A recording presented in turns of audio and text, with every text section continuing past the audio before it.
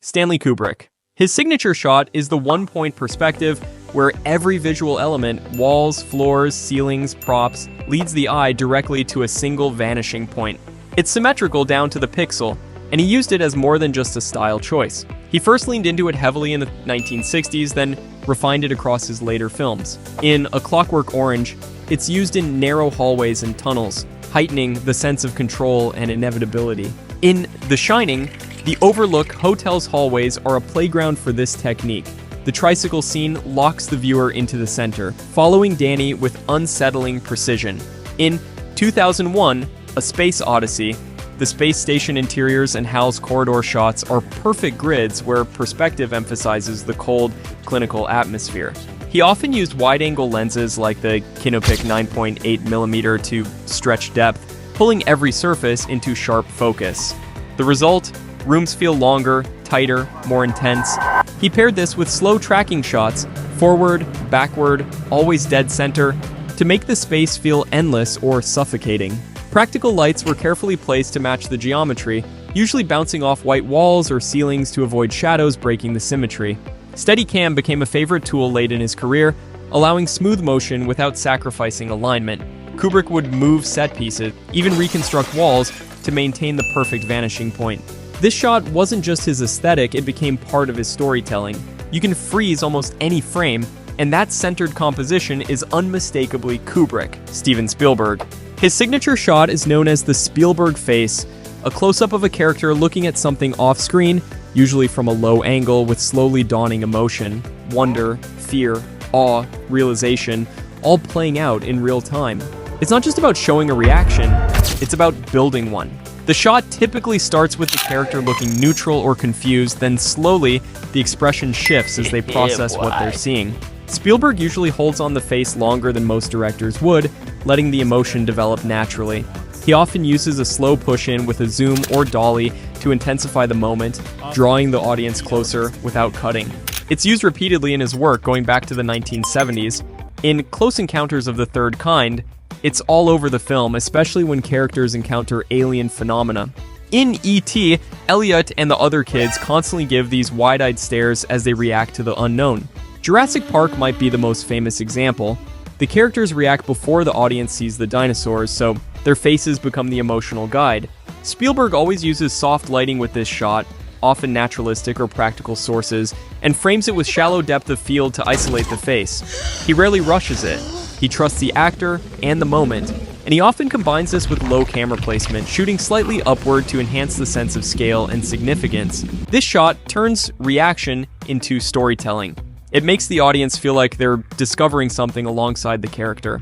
By the way, if you guys want to subscribe, I'm going to start posting a lot here. Thanks. Anyways, Martin Scorsese. His signature shot is the long tracking shot, especially when it's moving through tight, chaotic environments, often with characters weaving in and out of the frame in real time. It's not just flashy, it's structured to reveal character, mood, and setting all at once without cutting. The camera typically follows a main character from behind or side by side as they move through a crowd or confined space, giving the viewer a sense of immersion. He first became known for it in Mean Streets, then perfected it in later films. In Goodfellas, the Copacabana shot follows Henry and Karen through the back entrance, kitchen, and into the club without a single cut. It's choreographed down to every step, every door swing, every extra. In Casino, he uses similar movement through casinos and offices, with the camera floating through the space while voiceovers run. In The Wolf of Wall Street, it's used for chaos, parties, trading floors, offices, often paired with whip pans or quick push-ins. Scorsese often uses a Steadicam for these shots, keeping movement fluid but dynamic, and lights the scene practically so the camera can move anywhere without resetting. Music is also key. These shots are usually paired with needle drop tracks timed to the rhythm of the movement. It's not just about showing off, it's designed to keep the viewer in the moment, experiencing the world as the characters do. The camera becomes a participant, it's fast, precise, and full of personality, just like Scorsese's films.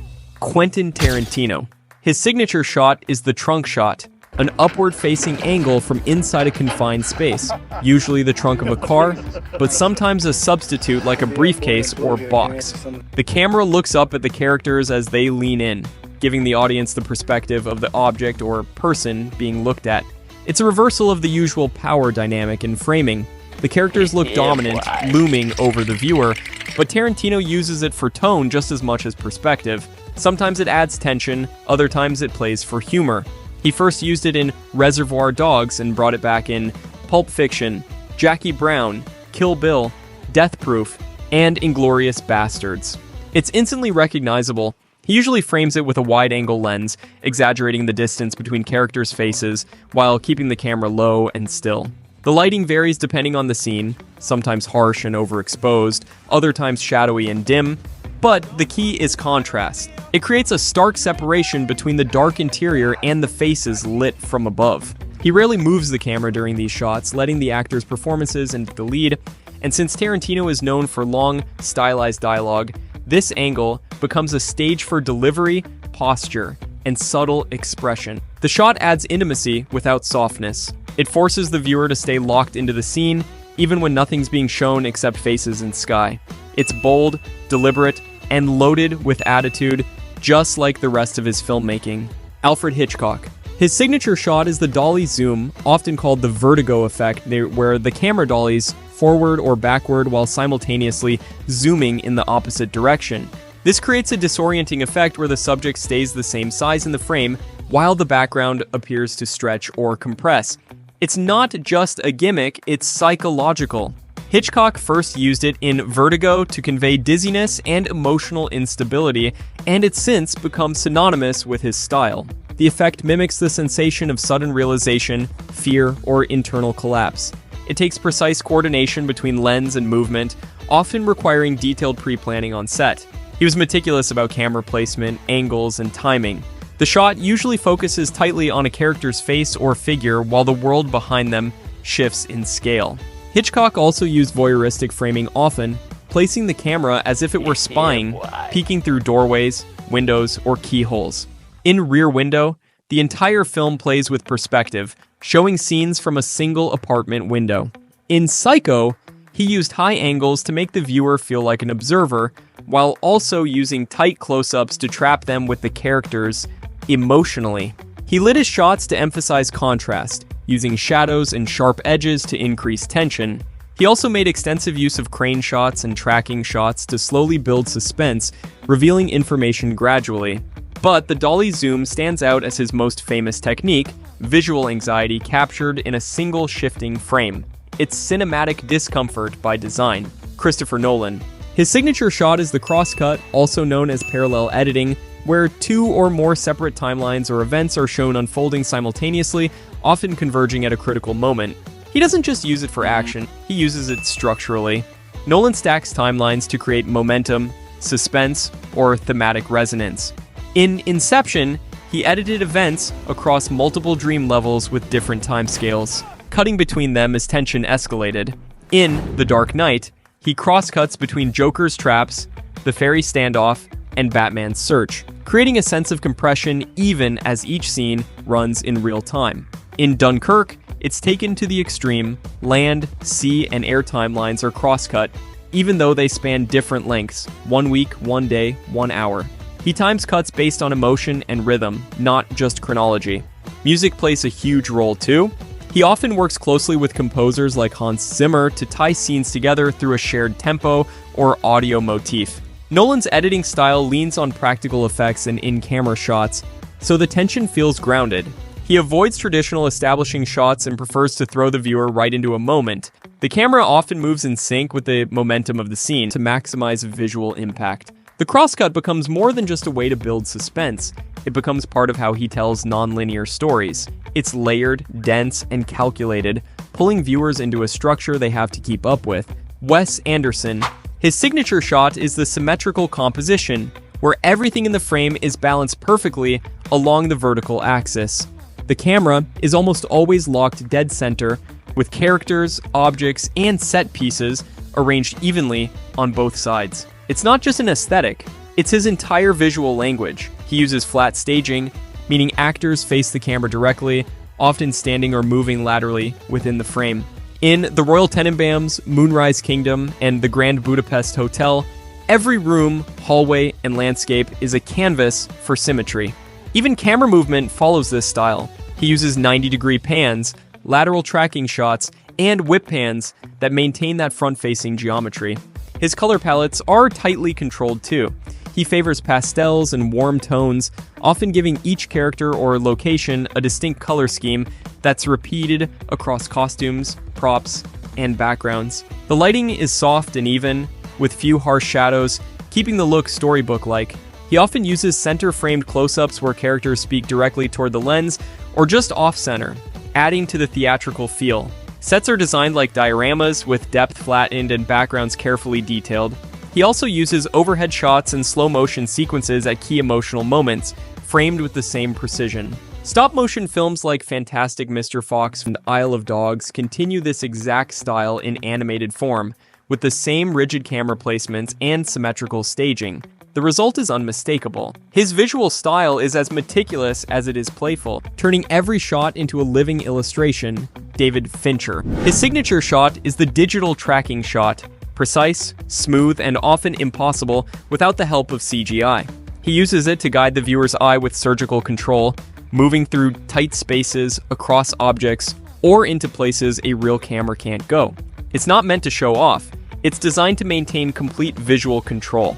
In Panic Room, he famously used a digital camera to glide through a coffee pot handle and down stairwells, maintaining continuity and tension. In Fight Club, the camera flies through trash cans, over countertops, and into the wiring of buildings. It's all seamlessly blended with live action. Fincher's camera is always deliberate, no handheld, no shakiness. He prefers locked-down shots, slow dollies, or exact pans.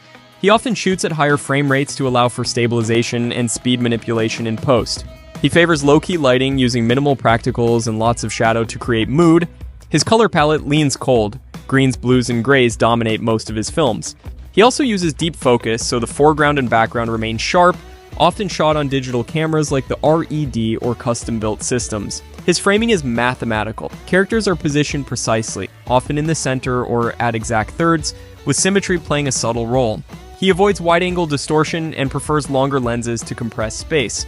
His visual style is controlled, detached, and hyper-polished, mirroring the psychological tension in his stories. Every shot feels intentional, edited tightly, and framed to make the audience feel like a quiet observer inside a meticulously crafted world.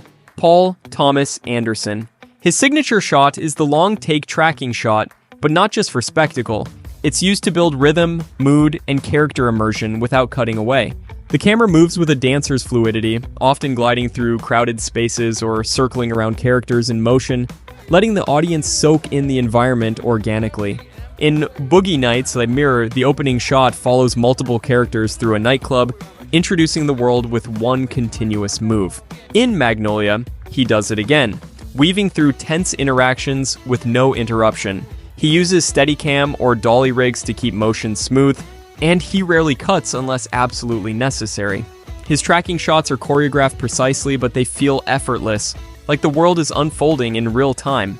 He also favors slow push-ins, especially during emotional beats, letting the camera quietly close in as tension builds or a character's realization surfaces. Lighting plays a huge role, often motivated by natural or practical sources, with deep shadows and warm tones, giving his frames a lived-in, textured feel.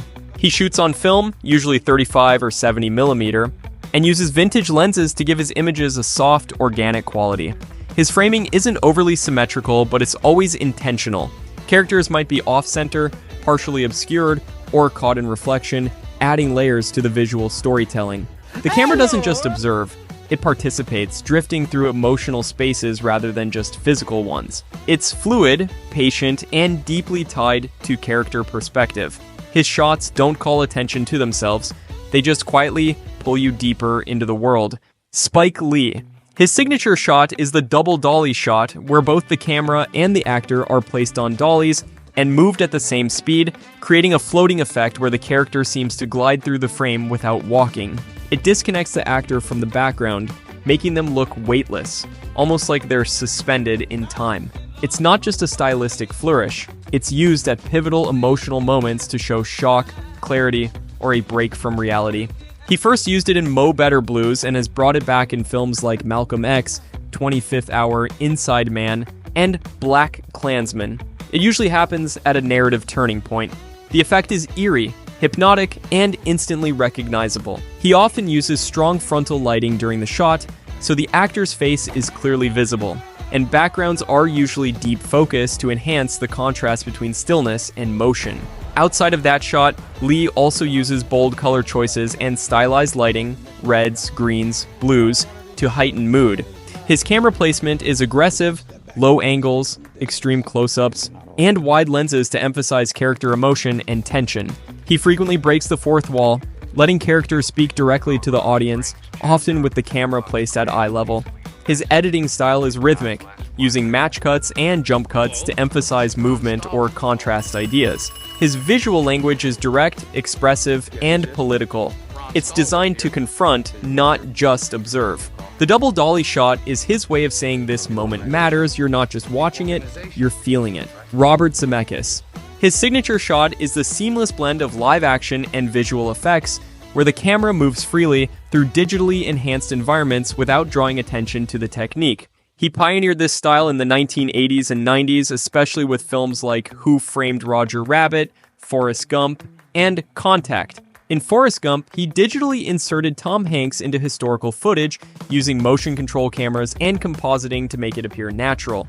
In Contact, he created impossible shots like the mirror sequence, where the camera pulls back through a medicine cabinet in one continuous digitally stitched move. Zemeckis often uses long takes that hide complex effects work, making the transitions feel invisible. He plans his camera moves with precision, often using pre-visualization and motion control rigs to match digital and practical elements perfectly.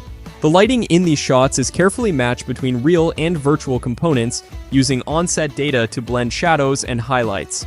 He was one of the first mainstream directors to fully embrace performance capture, as seen in The Polar Express and Beowulf, using digital cameras that allowed unrestricted movement through virtual environments. His visual style is polished and emotionally driven. Effects always serve story and character. He often favors center framing and slow, smooth movement to guide the viewer's attention without cutting too often. The result is immersive storytelling, where the technical complexity disappears behind emotional clarity. His signature isn't just a shot, it's a philosophy. Use every tool available to create something visually impossible that still feels grounded and human. Jordan Peele. His signature shot is the extreme close-up with off-center framing, often paired with a slow push-in, used to heighten psychological tension and isolate a character in their moment of fear, realization, or confusion. He frames these shots to make the viewer feel boxed in. Faces are tight, backgrounds blurred, and the subject's eyes rarely centered. It's designed to make you uncomfortable, to trap you inside the character's headspace. In Get Out, Us, and Nope, he uses this technique repeatedly, especially when characters are frozen by shock or witnessing something beyond comprehension. He combines it with a negative space, leaving large areas of the frame empty to build visual suspense. The shot lingers, often without music, forcing the audience to sit in the moment. He uses wide lenses for dramatic close-ups, creating slight distortion that makes the face feel warped or too close. Peele also plays with symmetry but breaks it intentionally. His compositions are often slightly unbalanced to signal that something's wrong. Lighting is crucial. He mixes warm practicals with harsh shadows and uses high-contrast setups to create unease, especially during nighttime scenes. He rarely cuts quickly. He lets shots breathe, often holding longer than expected. He's also known for flipping perspective, placing the camera low to the ground or high overhead to disorient the viewer. His visual language leans into horror tradition but updates it with modern polish and social commentary. That extreme close-up isn't just about fear, it's about control, identity, and the moment the world stops making sense. J. Abrams. His signature shot is the lens flare. Intentionally placed streaks of light across the frame, created by shining a strong light source directly into the lens. Unlike accidental flares, his are deliberate, often added during production with flashlights or enhanced digitally in post. He uses them to add energy, futurism, and a heightened sense of visual intensity, especially in science fiction settings. It became most associated with him during the Star Trek reboot films, where nearly every scene features these bold blue and white streaks slicing across the screen. He also uses flares in Super 8, Star Wars The Force Awakens, and Star Wars The Rise of Skywalker. The effect creates a sense of immediacy and cinematic scale. especially when paired with sweeping camera moves. Abrams often favors handheld shots with subtle, controlled shake, adding to the sense of realism and urgency. His camera is frequently in motion, circling characters, tracking quickly, or pushing in fast during emotional moments. He lights scenes with strong backlights and practical sources to maximize the chance of flares. He also uses shallow depth of field to keep the focus tight on faces, while backgrounds blur and bloom with light. His color grading leans cool, with blues, silvers, and soft highlights dominating the frame. Visually, he blends modern slickness with nostalgic framing, borrowing techniques from Spielberg while layering them with his own energetic style. The lens flare isn't just decoration, it's shorthand for awe, momentum, and cinematic spectacle in his world. Ari Aster. His signature shot is the static wide shot, where the camera remains completely still while the scene unfolds in a meticulously composed frame, often emphasizing symmetry, depth, and unsettling stillness. He uses it to trap the audience, forcing them to scan the frame, to sit in discomfort, and to feel like voyeurs watching something they shouldn't. In Hereditary and Midsommar, these shots often reveal disturbing details slowly, with no camera movement or cuts to guide the eye. He frequently frames interiors like dioramas, flattening space so characters look like miniature figures inside a dollhouse. This is especially true in Hereditary, where the set design mirrors the miniature art created by the main character. Lighting is soft but cold, with daylight used to eerie effect in scenes that would traditionally be dark. In Midsommar, he shoots horror in full sunlight, using brightness and pastoral settings to create visual contradiction. Aster avoids handheld movement. His shots are clean, slow, and composed with mathematical precision. When the camera does move, it's usually a slow, gliding push-in or a precise pan, almost mechanical in its control. He often centers his subjects and leaves significant negative space around them to emphasize isolation or dread. He also makes use of long takes that stretch tension without relief, letting horror emerge gradually instead of relying on sudden cuts. His style is deliberate, elegant, and suffocating. The static wide shot isn't passive, it's confrontational, daring the viewer to look closer while offering no escape from what's inside the frame. Denis Villeneuve. His signature shot is the vast wide shot that dwarfs characters against massive, imposing environments, emphasizing scale, isolation, and existential weight. He frames these shots with the subject often placed low in the frame or off to the side, letting the environment dominate. In Arrival, Blade Runner 2049, and Dune, he uses this technique repeatedly. Spaceships, cities, or deserts stretch endlessly, while the characters appear small, overwhelmed by the immensity around them.